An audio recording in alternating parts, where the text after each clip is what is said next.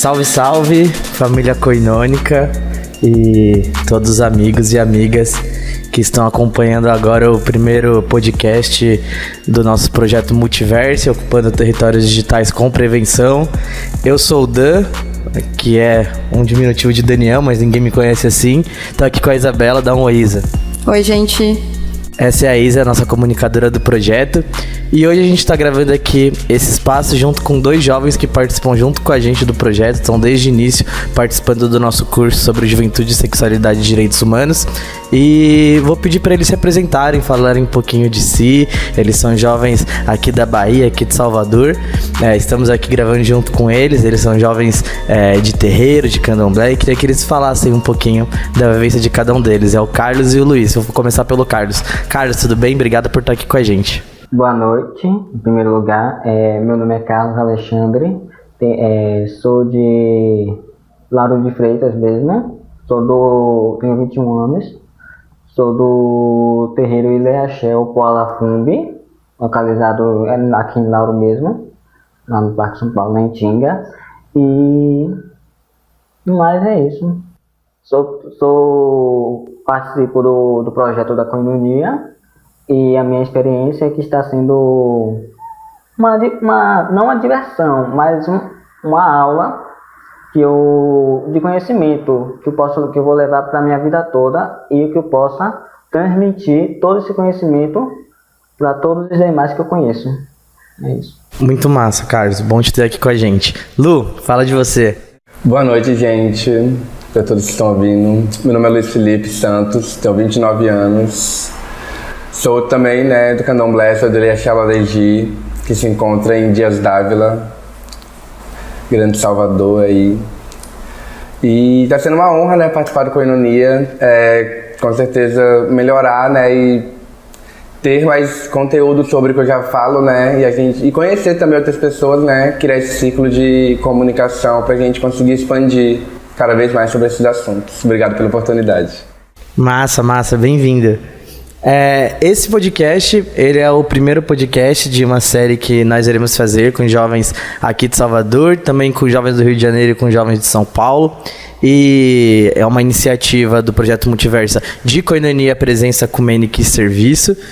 E a gente vai começar o nosso primeiro tema a ser abordado, sobre comunicação em saúde, e que foi um tema inclusive provocado, porque hoje mais cedo nós tivemos uma roda de conversa, está aqui também com outros jovens, com um dos nossos oficineiros, inclusive do projeto, com uma estudante de saúde pública, e foi muito provocado para a gente, principalmente, seja nós que organizamos o projeto, seja os jovens que estão participando junto com a gente, sobre como é um grande desafio a gente debater de fato a questão da saúde pública, da saúde coletiva e a temática da prevenção, principalmente entre jovens, de jovem para jovem. E eu queria primeiro perguntar uma coisa para vocês, a gente pode agora inverter a ordem, começar pelo Luiz e depois passar para Carlos. Porque uma das provocações que foi feita é que comunicação é diferente de conscientização. Para vocês, o que é essa diferença? Qual que é a diferença para vocês de conscientização e comunicação? Diga lá, Luiz. Jogou a bomba, Eu acho que informação, comunicação a gente faz o tempo inteiro. A gente se comunica através do olhar, através da escrita, através das palavras. Mas conscientização vai muito além, porque conscientização a gente já traz para umas coisas um pouco mais complexas ou um pouco mais responsáveis, vamos se dizer, Eu acho que são assuntos onde tem uma necessidade de um olhar mais profundo, Então eu acredito que seja isso, Comunicação, a gente se comunica bastante de diversas formas e não tem esse olhar tão clínico e de responsabilidade em cima. Legal. E você, Carlos, o que você pensou sobre isso? O que você sentiu também sobre a conversa que a gente teve hoje, também sobre a sua experiência no curso e sobre essa temática da conscientização e da comunicação? Então, primeiramente, referente sobre a diferença entre a conscientização e a comunicação, é isso mesmo que o meu colega Luiz nos passou, que comunicação é algo que a gente comunica com a pessoa, nas redes sociais, na escrita, na mídia, E conscientização basta da pessoa se conscientizar do que ela está fazendo. E a minha... Qual foi a sua outra pergunta mesmo? A sua experiência no curso. A minha experiência no curso é que está sendo uma experiência, como na nossa língua como progressista, está sendo odara, que é uma coisa boa, alafiando, porque eu já conhecia as IST, já conhecia algumas das sexualidades que foram abordadas na nossa atividade, mas não tinha conhecimento dentre outras. E para mim está sendo muito interessante redescobrir esse universo e me descobrir quanto pessoa e descobrir também a história de vida de cada um dos meus colegas que participam junto comigo nesse projeto que foi dado pela Koinonia. Massa. Eu fiquei pensando aqui também que quando a gente fala sobre comunicação, as pessoas pensam muito que é sobre a ferramenta, né? É sobre WhatsApp, é sobre fazer arte na internet ou compartilhar alguma coisa. E como o Luiz falou, a comunicação ela tem muito a ver com o contato entre as pessoas, né? Então, acho que quando a gente fala sobre ISTs e sobre a questão da sexualidade, é como se a gente abrisse um novo mundo mesmo de conhecimento sobre a vivência de cada pessoa, né? E a partir disso a gente vai organizando qual é o tipo de comunicação que a gente faz de acordo com a relação que a gente tem com as pessoas, né? Porque a gente não vai falar da mesma forma que a gente fala com a nossa mãe, ou com uma pessoa que a gente nunca viu na vida no posto de saúde, ou numa panfletagem, ou numa atividade de um curso como esse, né? Então, acho que esse curso mostra muito isso também, assim, que cada encontro é também uma relação que a gente vai aprendendo, porque a gente vai conhecendo cada vez mais um ao outro, né? E vai criando uma relação de afeto, uma relação de conhecimento mesmo, né? De ampliação sobre o que se trata a vida de cada um.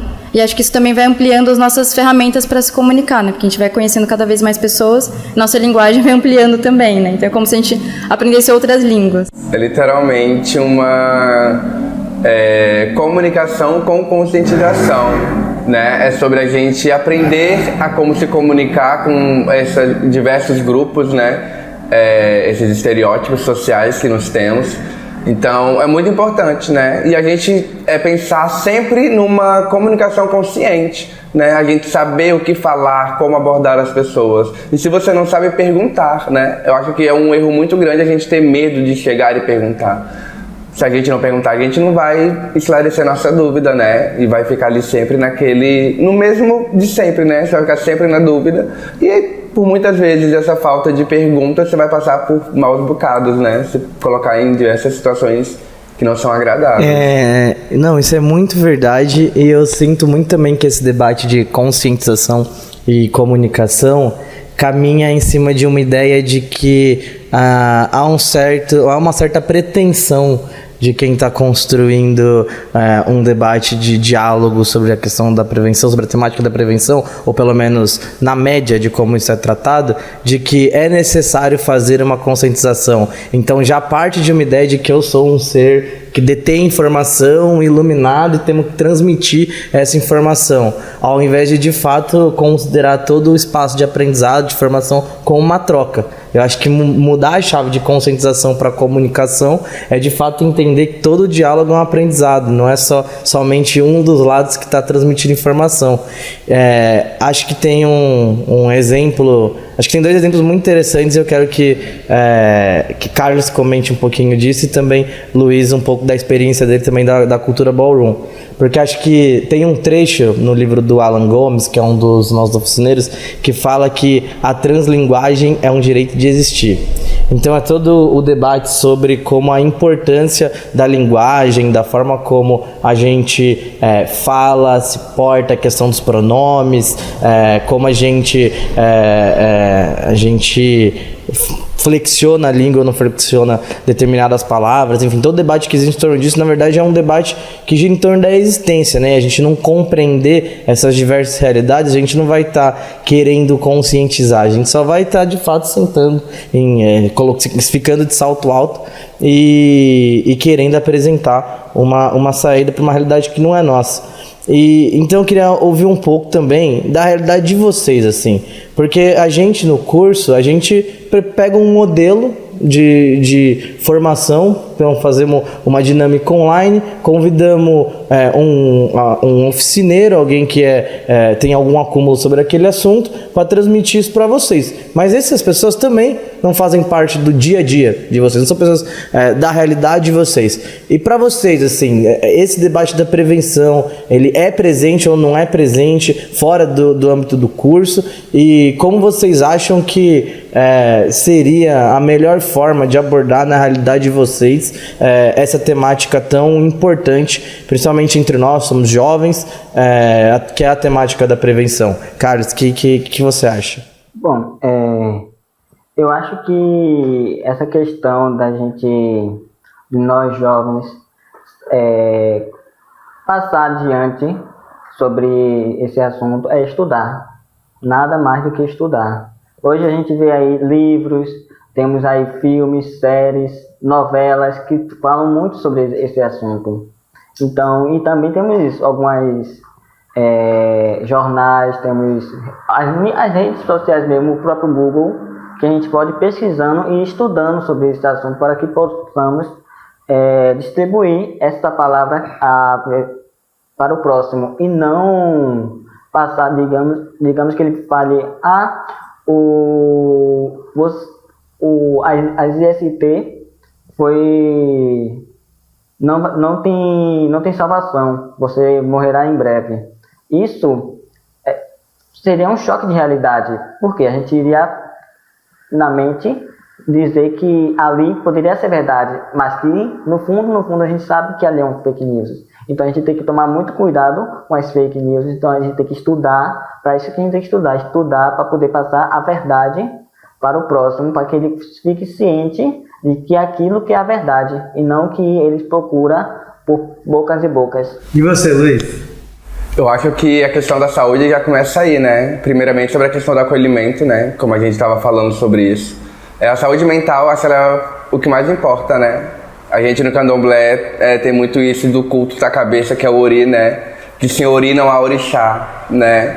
Então, e a gente em vida, sem cabeça, não tem pensamento, a gente não se desloca, a gente não faz nada. Por mais que todo o nosso corpo se movimente, façam tudo, todos os comandos vêm do ori, da cabeça, né? Então, acho que primeiramente a gente tinha que... o foco sobre isso, né? Onde começar essa educação, né?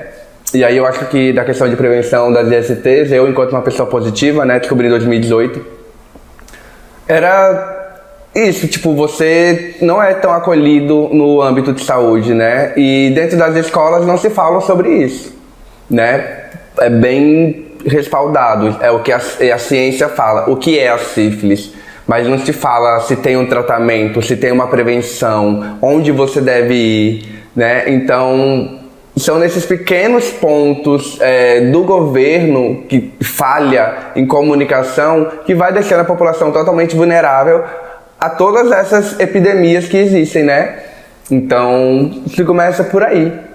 E também a entender sobre a marginalização, sobre quem realmente consegue ter acesso a essas informações, né? Onde essa informação chega. Ela pode chegar aqui em Salvador, né, como nós estamos aqui na Barra, mas pode não chegar ali no Calabá, que é logo ali, sabe? Então, é a gente procurar meios, né, de como levar essas informações para essas pessoas, né? E como é que a gente é tratado também nesses locais, né? Como eu relatei mais cedo, quando meu namorado foi buscar fazer um exame, né, de sífilis para ver, a mulher falou que ele estava lá de novo e que tinha que procurar melhores parceiros. Não cabe a quem está ali no âmbito, não cabe a ninguém julgar, na verdade, né? Muito menos quem está ali para te dar um acompanhamento, para te dar o primeiro passo, que é uma recepção, né? Então, se você não consegue ser bem recepcionado na porta, você já não quer mais nem continuar adentrando esse espaço. Então, eu acredito que tem que pensar muito nessas políticas, né? De como trazer também isso para o mundo do jovem, né? E a gente está num momento onde cada vez mais os jovens querem usar camisinha, querem se prevenir. E aí você também pergunta, quem conhece a PrEP? Qual é o público da PrEP? Né? Quem conhece a PEP, que é a profilaxia pós-exposição? Né? Então, é isso, a gente conseguir, mais uma vez, né, filtrar diante estereótipos, diante tudo isso que nós somos, né? E quando o Dan colocou essa questão da ballroom, ela é super importante, foi o que me abraçou também nessa questão. E a gente vê a questão da cultura ballroom desde quando começou a HIV e AIDS nos Estados Unidos, né? Em Nova York e tudo. Então é esse acompanhamento, esse acolhimento. E naquela época não se tinha nada de tratamento porque ninguém sabia o que era. Então a ballroom, ela vem até hoje, né? E ela é muito mais forte em São Paulo. Vem trazendo muito isso diante das corpas marginalizadas, que são as corpas travestis, né? Que são as corpas que vivem em extrema vulnerabilidade, provavelmente vivem de rua.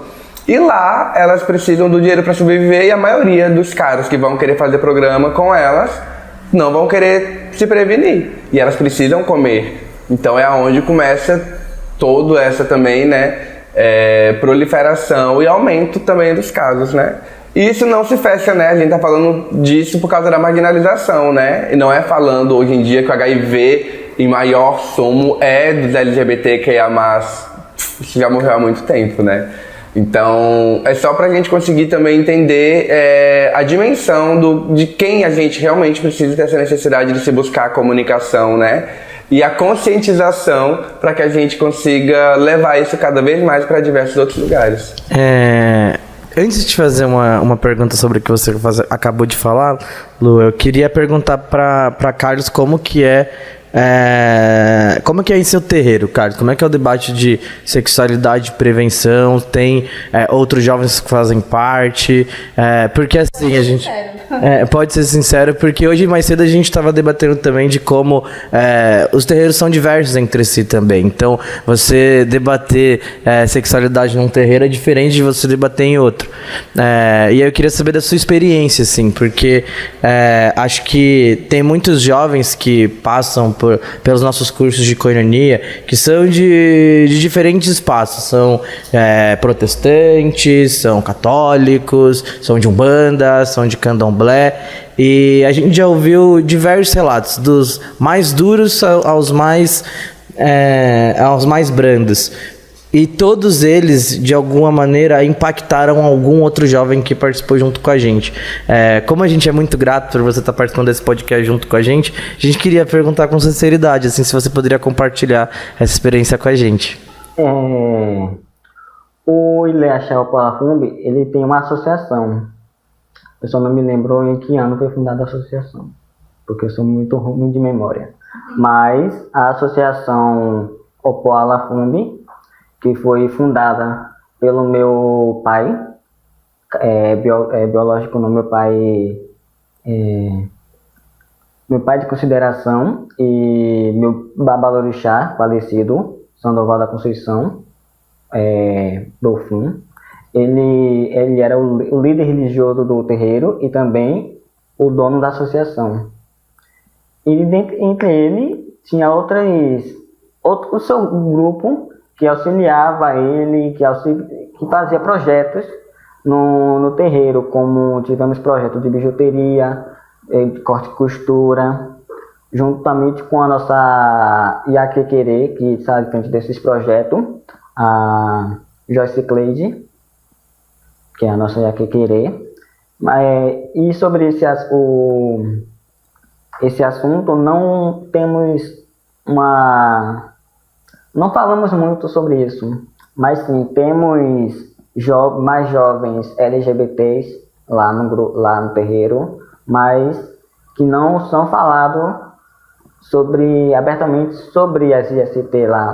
Não tem uma dinâmica, não tem um contexto para se falar sobre a prevenção. É isso, mas que seria importante.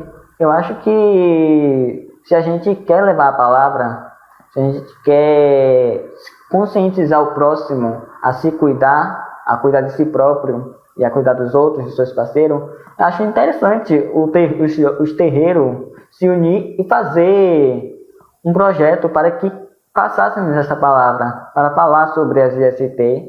E com isso, eu encerro minha palavra. Muito massa, legal. Eu fiquei pensando nisso porque também a gente sofre preconceito não só nos espaços que talvez a gente tenha um estigma do preconceito, né? Que pensa que não são nos espaços religiosos, na família, mas existe preconceito dentro do espaço LGBT. Então, acho que isso que também é interessante desse curso, né? Desse espaço mesmo da gente discutir isso. Porque falar sobre prevenção é um tema que traz conflito em todos os espaços. Seja no que a gente tem mais conhecimento de que vai ter um preconceito, seja no que a gente acha que a gente vai ser acolhido, né? E a partir disso eu queria perguntar para você, Luiz, como que foi você descobrir que você era soropositivo e como que você teve, como que foi na comunidade LGBT mesmo, nos espaços entre seus amigos, não só nos que você já teve experiência que seria estigmatizado como nos espaços de saúde ou em lugares que a gente espera acolhimento e não acontece, mas no espaço onde você recebeu o acolhimento e talvez não veio. Assim, eu queria muito saber para você como que foi essa experiência. Posso complementar essa pergunta? Pode, claro. Porque eu também queria saber se você teve algum suporte, assim, se teve família, se teve amigos, como que foi isso para você, assim, você ter ali a decisão, saber daquilo, o diagnóstico e tal, e como é que foi, assim, a partir daí? Cara, foi barril, assim, porque quando eu nunca tive uma relação muito boa com minha mãe, logo após eu me assumir, né? Então, eu já tinha saído de Brasília, estava morando em Florianópolis sozinho lá e tal. E nessa época, minha mãe estava morando comigo em Florianópolis. O jogo virou, não é mesmo? E aí, ela estava morando comigo quando eu descobri, então, a gente não tinha uma boa relação. Então, eu falei, putz, não vou contar, nunca que eu vou contar. Então, eu escondi de tudo, escondi durante 2 anos. O maior apoio que eu tive foi do meu amigo que morava comigo junto, que também descobriu dias depois, que eu falei, gata, pode ter certeza que... A palma, esqueci, gente, desculpa. Eu falei, pode ter certeza, gente, que... Amigo, que se eu, infelizmente, peguei amor, a senhora tá no mesmo barco, porque os rolês eram bem próximos, né? Enfim. E aí teve esse meu amigo, a minha ex-chefe também foi o meu maior ponto de suporte, assim, de apoio mesmo. Eu te avisei, né, o sermãozinho básico, mas me deu todo o apoio. Ela me deu férias fora de época, eu fiquei 1 mês de férias pra conseguir me adaptar ao remédio, né, e tudo. Então, foi isso, tipo assim, mas eu me privava, né, então eu não contei pra ninguém durante 2 anos. Assim, fui soltando aos poucos para as pessoas que eu fui ganhando confiança. Fui costurando minha mãe ali até conseguir contar. Mas após o momento que eu quebrei o meu medo de contar, foi, tipo, surpreendentemente positivo, assim, sabe? Eu pensei que eu ia levar ia ser apedrejado ali, só que não foi dessa forma, né? O preconceito foi maior meu mesmo, né? O medo do que eu já tinha, de acordo com o pouco estudo que se para, né? A gente estuda um pouco do que é o HIV e AIDS e para ali. Eu parei em 2006, 2000, sabe? Então, foi isso, assim. Então foi um choque muito grande pra mim. E também depois reverter isso, né? Eu me mudei pra São Paulo justamente por esse... Eu me sentia sujo, né? Como as pessoas achavam que me viam diante daquela época, né? Então eu mudei os ares. Eu fui pra outro estado porque eu não conseguia andar na rua, porque eu achava que todo mundo me olhava e achava que eu tava doente, via algum problema, via alguma coisa. Então eu mudei de estado e foi onde eu comecei a ser agente de prevenção. Então já foi uma reviravolta 360, que eu falei, se eu quebrei isso aqui, eu preciso que outras pessoas também quebrem isso. Porque eu ainda assim, tipo, já saí de casa com 18 anos, já passei por muita coisa, então eu tenho vamos dizer assim, uma bagagem emocional onde eu consigo... Mas tem pessoas que não têm estrutura e não tem nada assim, sabe? Não tem apoio nenhum. Então como é que essa pessoa se sente? Então foi assim que eu pensei, eu falei, então eu vou fazer da minha voz positiva, enquanto uma bicha preta, né, que é muito importante ressaltar, tem diversos comunicadores sim sobre HIV e AIDS, mas poucos são pretos, né, então foi um incentivo a mais também, assim, eu falei, se aconteceu, vamos fazer do negativo positivo, e aí foi indo. Complementando a palavra de Luiz, eu acho interessante a gente falar também sobre a depressão. O porquê da depressão? Porque para esses jovens, e não só os jovens, como até pessoas adultas mesmo, quando descobrem que foram diagnosticados com algumas IST, eles podem ter receio, podem ter medo de falar abertamente sobre isso e de pedir apoio, pedir ajuda. Então eles acabam atraindo esse medo para eles e entrando em uma depressão profunda. E nisso que pode acabar, ele fica com tanto medo da rejeição das pessoas, da própria família e dos amigos, que ele pode acabar fazendo coisas cruéis. Não, mas com certeza, o HIV e AIDS, ele leva ao suicídio, sim. Já ouvi boatos não, relatos, né? Boatos geralmente são mentira. Relatos de pessoas que não aguentaram mesmo. Porque como eu falei, o primeiro vem realmente na saúde mental, né? Porque uma cabeça, eu acho que a gente nunca vai estar preparado para uma coisa dessa, né? Ou para qualquer outra doença, mas uma cabeça ali bem informada, você pesa menos, né? É como se fosse uma mente de molas, vamos dizer, né? O impacto ali não é tão forte. Então você consegue realmente balancear ali um pouco seus sentimentos. Eu entrei em depressão, acho que até hoje eu vivo um resquício de depressão, assim. Mas é isso, velho, é um barril. Você vê literalmente sua vida acabar, assim, tipo um filme, vum. Aí depois volta e fala, nada disso, tô ótimo. Não, e esse peso, esse estigma, esse impacto na saúde mental, ele é muitas vezes o causador de um agravo.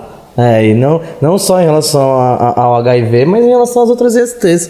Às vezes a pessoa vê ali uma verruguinha, às vezes a pessoa vê ali alguma coisa, vê uma ferida e tal, sente envergonhado daquilo e ao invés de ir atrás de tratamento, acaba deixando aquilo, se afunda, as coisas pioram, se torna algo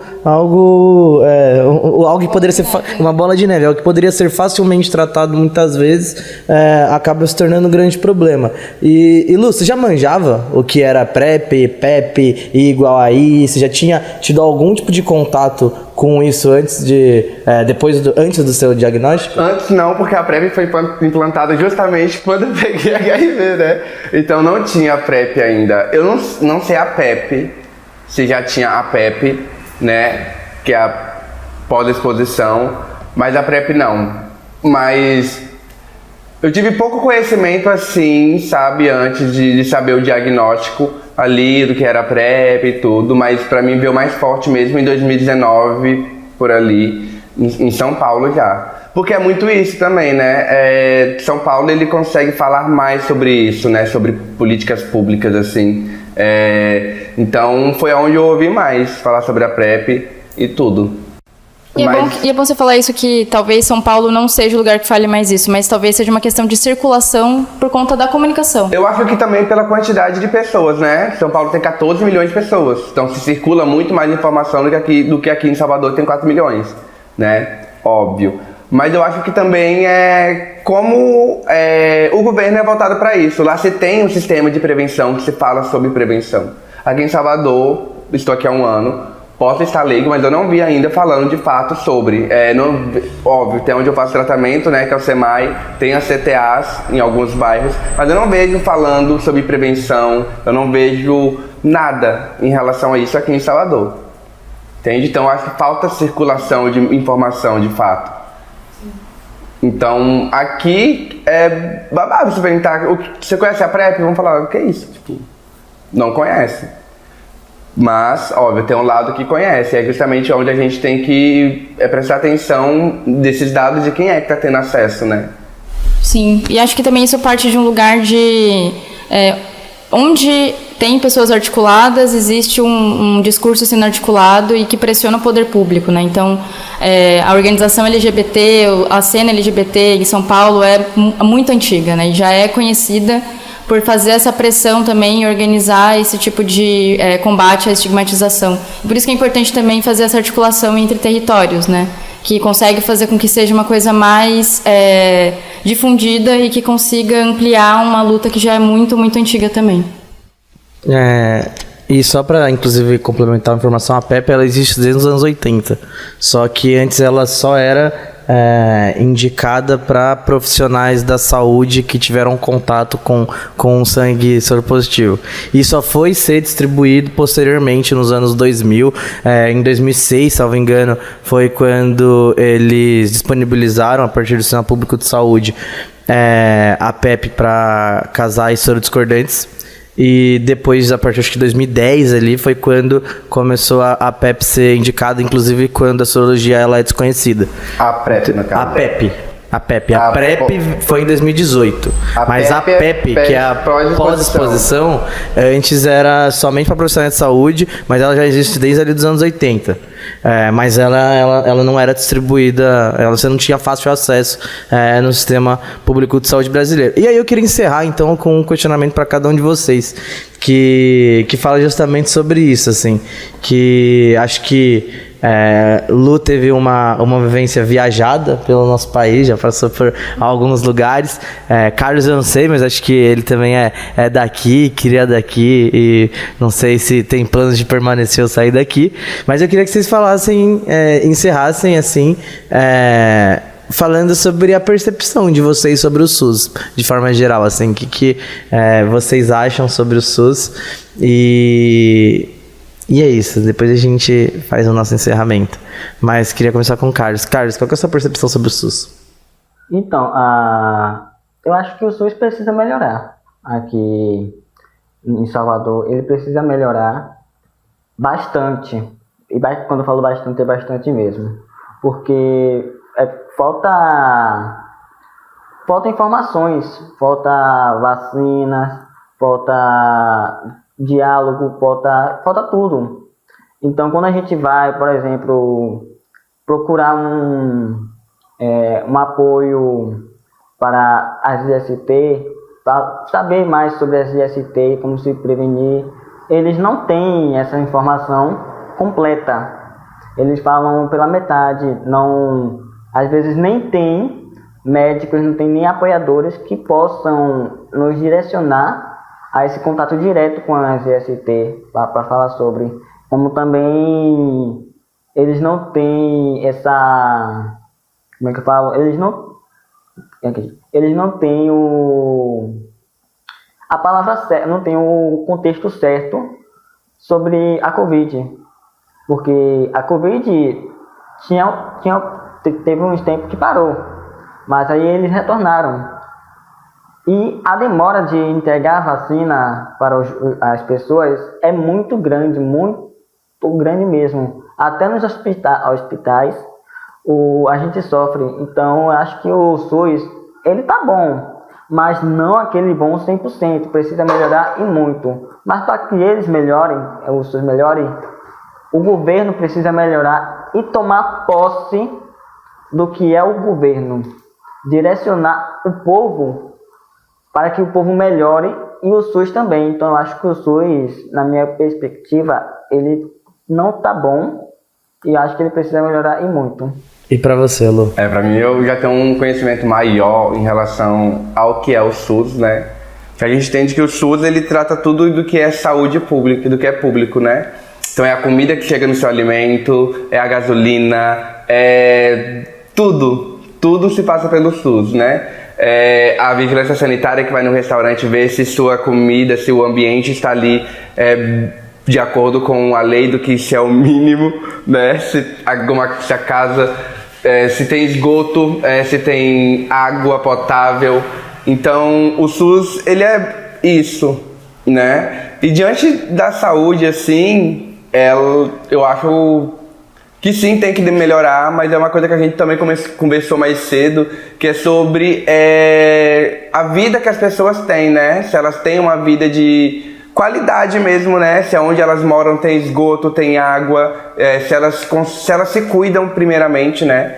Que é onde entra a questão, mais uma vez, da prevenção, porque se a gente tivesse uma cultura de falar sobre prevenção dentro de casa, de se cuidar, de não esperar chegar no extremo de uma doença para você ir para o hospital e ter essa superlotação. Mas lógico, a gente entendendo que falta do governo no sentido de verba mesmo, né? De colocar mais médicos, enfim, eu acho que é saúde pública mesmo.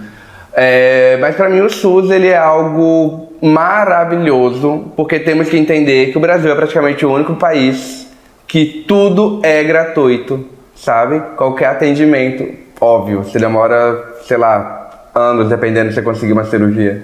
Tem relatos aí de uma mulher que a cirurgia dela do câncer saiu 40 anos depois que ela já estava morta. Mas existe, funciona, e por incrível que pareça é um dos melhores, porque a gente, óbvio, tem os custos dos impostos, né, que a gente paga, mas a gente não precisa pagar, que nem nos outros países, um plano de saúde ali. Então, funciona. O que falta realmente é saúde pública, que vise diante das periferias, diante das pessoas de vulnerabilidade, das situações de rua, uma saúde pública onde a gente consiga falar de prevenção, onde dê uma vida digna para todas essas pessoas, para que diminua os leitos de hospitais, para que se diminua muita coisa, né? Então a gente tendo o conhecimento com eficácia e ali diante de um em um, é um trabalho de formiguinha. Não acho que a gente vai conseguir mudar a opinião ou ajudar com uma pessoa queira fazer um teste de HIV ou que queira fazer alguma outra coisa de grupo, não vai, é de um em um. E sigamos lutando, nos comunicando e fazendo acontecer. Vocês querem deixar alguma mensagem para quem tá ouvindo a gente? Testem, gente, se previnam, principalmente. Camisinha é primordial, usem camisinha. Se não gosta, massa, vai procurar PrEP ali. Mas tenha ideia de que HIV não é o pior dos seus problemas, ou não vai ser o pior dos seus problemas, é o menor dos seus problemas. Porque HIV é controlado ali, né? Ela é medicada, você se torna indetectável e intransmissível. E aí vocês vão acompanhar o podcast dos próximos que deve ter assunto aí, vocês vão saber o que é se vocês não sabem. Então, é isso. Mas a sífilis, a gonorreia, HPV, todas essas infecções, enquanto você não se prevenir, você vai continuar contraindo. E, enfim, só sabe até quando, enquanto o seu organismo aguentar. Mas é isso, se previnam, se testem, levem informação para as outras pessoas se vocês acham necessário. Já me falaram muito, eu não acho que seja um dever meu. É um dever seu, é um dever meu, é um dever de todo mundo, porque, enfim, eu acho que a gente não quer que nenhuma pessoa pegue HIV ou alguma outra ST, e às vezes, por falta da sua informação para essa pessoa, ela pode se contaminar. Então, é muito sobre isso. Vocês que estão com alguma doença das IST e está preso em um mundo na escuridão, eu peço para que vocês que estão escutando esse podcast procurem ajuda, bote para fora a sua dor, fale com os familiares, amigos. Não é só porque você contraiu uma doença que sua vida acabou, não. Sua vida não acabou. Só basta você erguer a cabeça para cima, botar o peito para fora e se cuidar. Vá no posto, procure se proteger, procure saber mais, estude. E é isso, se cuide. Não deixe que desculpe a palavra, uma megera de doença acabe completamente com sua vida, porque se você não se ajudar, você vai estar contribuindo para que sua vida desça mais. Então você tem que subir a cada degrau é um obstáculo, e você consegue, eu sei que você consegue quebrar todos esses obstáculos e chegar no topo onde está a luz, e naquela luz está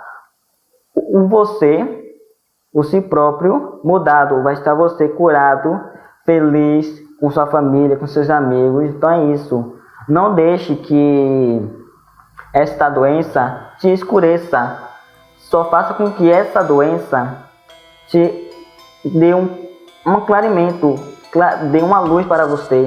Se cuide, se previna, e é isso. Estamos aqui para te ajudar. E façam terapia.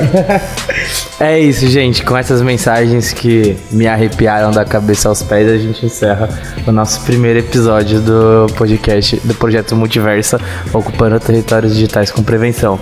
Queria agradecer muito a presença de Carlos, de Luiz, de Isa também aqui, além de estar mediando junto comigo, também dando o suporte técnico da comunicação, também a turma do Criar, que vai editar esse nosso podcast. E tamo junto, gente. Sigam nossas redes, @koinonia_PES, e tamo junto, construindo um país menos desigual, mais diverso, mais inclusivo, e uma comunicação que é diferente, de conscientização acerca da prevenção de jovem para jovem. É nóis, tamo junto.